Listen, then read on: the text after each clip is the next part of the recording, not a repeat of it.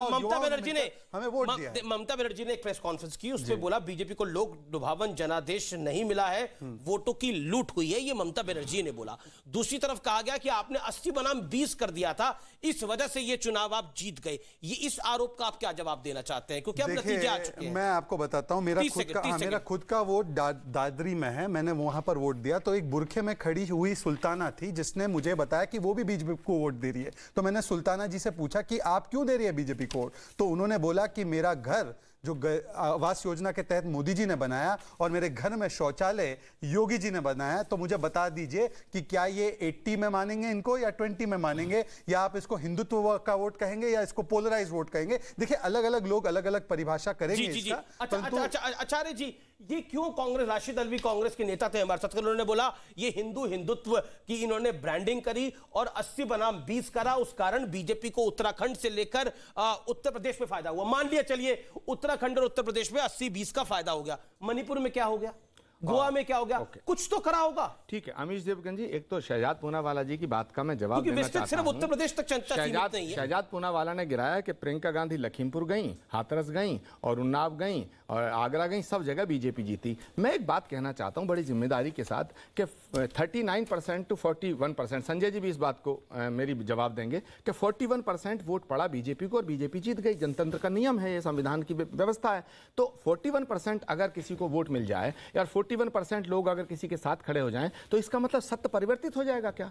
अगर 41% लोग ये कह दें या 45% लोग ये कह दें कि सूरज पूरब से नहीं निकलता, तो क्या सत्य बदल जाएगा? तो अब आप जनता के विवेक पे सवाल उठा रहे हैं। मतलब कि नेता में कोई खोट मैं बात को पूरा कर रहा हूं। नेतृत्व में कोई खोट नहीं, जनता में खोट। सुनिए, जहां जहां जुल्म हुआ प्रियंका गांधी गई। क्या लखीमपुर खीरी में लोगों को नहीं मारा गया कार से कुचल के? क्या हाथरस का कांड नहीं हुआ? क्या उन्नाव का कांड नहीं हुआ? क्या आगरे का कांड नहीं हुआ? क्या किसान 700 लोग नहीं मरे? हुआ। इसका मतलब यह है आपके नेता की कोई विश्वसनीयता नहीं है, इसीलिए आपने बातें जो उठाई उसके लिए भी लोगों ने कहा कि मोदी जी ही है जो अगर कोई बेरोजगारी है भी तो उसको दूर करने के लिए मोदी जी और योगी जी ही काम करेंगे। ठीक है, यही तो मैं जवाब देने दीजिए। आपके नेताओं की विश्वसनीयता खत्म हो चुकी है, इसीलिए तो आपके मुख्यमंत्री हारे। आप बोलने नहीं, दोनों सीट पैदा हो गई ना, अब चुनाव हो चुका, आप जीत चुके हैं। आपको पंजाब में दोनों मुख्यमंत्री हारे आपके। अरे भाई, आप उत्तराखंड में हार मुख्यमंत्री। तो ऐसा देखिए, मैं आपसे वही कह रहा हूं कि देखिए पहले ताउम्र आचार्य जी यही गलती करते हैं। अरे भाई धूल चेहरे पर थी, हो गया। आचार्य जी जो है कांग्रेस का आईना साफ करते रहे। मेरी बात को होने दो पूरी। मैं ये कहना चाहता हूं कि 41% वोट बीजेपी को मिला और जनतंत्र की व्यवस्था के आधार पर सरकार बन गई।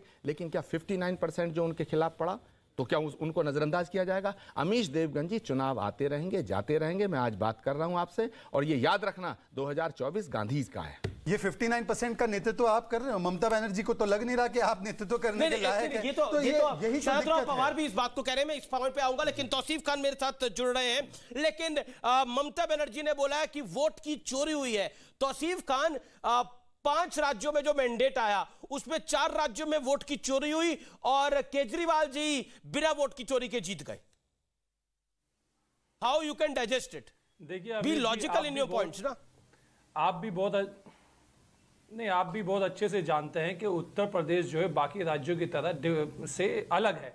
उत्तर प्रदेश देश का सबसे बड़ा राज्य है। यहाँ पे ईवीएम को संभाल कर रखना, फोर्सेस सही तादाद में देना, इसको लेकर प्रश्न मार्क है। डीएम को ईवीएम बदलने के लिए हटा दिया गया है। तो ये सारे सवाल है। वोटिंग में गिनती उसी ईवीएम मशीन की होनी चाहिए जिसमें जनता ने जाकर के वोट दिया है। इस बात को इंश्योर करने के लिए कि उसी ईवीएम में जनता ने वोट दिया। यही वजह कि ममता बनर्जी ने बोला है कि अखिलेश, अरे मतलब इसलिए ममता बनर्जी ने कहा है कि अखिलेश यादव जी को चाहिए कि वो सारे ईवीएम के फॉरेंसिक जांच की मांग करें। अच्छा, अगर ईवीएम की फॉरेंसिक जांच की मांग करने में ये इसमें बुराई क्या है? अच्छा, आप देखिए कि वोट के दौरान में 2 मई को एक सेकंड चॉइस जो है फॉरेंसिक जांच की मांग की मैं बात बताता हूं। के बाद जो रिजल्ट आया है, आप रिजल्ट को देखिए कि वोट शेयर अखिलेश यादव का 54-57 से उठ करके कितना ऊपर चला गया। हाँ, बहुत ऊपर चला गया, सीटें भी बढ़ गई। सीट में थी वो कितने बिल्कुल इसी ईवीएम से नतीजा आए हैं और बीजेपी की सीट भी घट गई। नहीं, एक सेकंड देखिए, ईवीएम में यही तो सवाल है कि ईवीएम की सुरक्षा को लेकर के सवाल खड़ा किया गया। बनर्जी कह रही है, एक सेकंड, इस बात से इनकार नहीं कर सकते। देखिए, आप लगातार बोलेंगे तो बात भी नहीं पूरी हो पाएगी। आपने बोला कि फॉरेंसिक जांच करा लेनी चाहिए ईवीएम की, यह बात तो अखिलेश यादव भी नहीं कह रहे, लेकिन आपने बोला कि देखिए उत्तर प्रदेश देश का बड़ा राज्य है, इसलिए देश से अलग है। देश के दिल की धड़कन है उत्तर प्रदेश, इस देश के अधिकतर प्रधानमंत्री उत्तर प्रदेश ने दिए हैं। अब आप कहानी पूरी सुनिए। देखिए बीते एक साल के अंदर 2 जीतें होती हैं। पहली जीत होती है ममता बनर्जी की 2 मई को 2021 के अंदर, जो कि जीतती है चुनाव। बीजेपी भी बहुत अच्छा प्रदर्शन करती है, 3 से 77 पे आती है, लेकिन ममता बनर्जी अपनी सरकार बनाती है, वहां वोट की चोरी नहीं होती। वहां ईवीएम जो 2 दिन पहले तक गलत काम कर रहे थे, लेकिन जीत के बाद वो गलत काम नहीं करते। ऑन रिकॉर्ड टीएमसी के नेताओं का बयान है कि ईवीएम में गड़बड़ हो रही है हमें हराने के लिए, लेकिन जिस दिन नतीजा आ जाता है ईवीएम की कहानी सब भूल जाते हैं। लेकिन 2 मई को इस देश के अंदर एक और नंगा नाच हुआ था जी।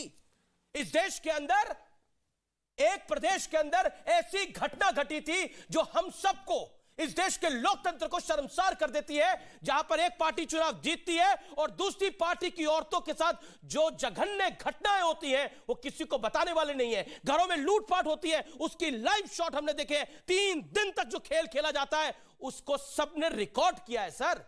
लेकिन जीत तो कल भी हुई। 5 राज्यों के अंदर सरकारें बनी नहीं, 5 राज्यों के अंदर जीत हुई। आम आदमी पार्टी पंजाब में जीती, उत्तर प्रदेश, उत्तराखंड, गोवा, मणिपुर में बीजेपी जीती। कहीं आपने यह हश्र देखा विपक्षियों के साथ, विरोधियों के साथ? देखिए जो आप प्रैक्टिस करते हैं वो आपके दिल में होता है। कई लोग महादेव का नाम लेते हैं तो उनके दिल में शंकर होते हैं, कई लोगों के मन के भावना ही कुछ और होती है, तो वो क्या कहेंगे? इसलिए आप कह रहे हैं कि वोट की चोरी हो रही है, फॉरेंसिक जांच करा देनी चाहिए। Let's be logical. आप बोलिए कि भाई बीजेपी ने को पॉपुलर मैंडेट मिला, पॉपुलर मैंडेट आपको भी मिला, आपकी सरकार बनी, पॉपुलर मैंडेट बीजेपी को भी मिला,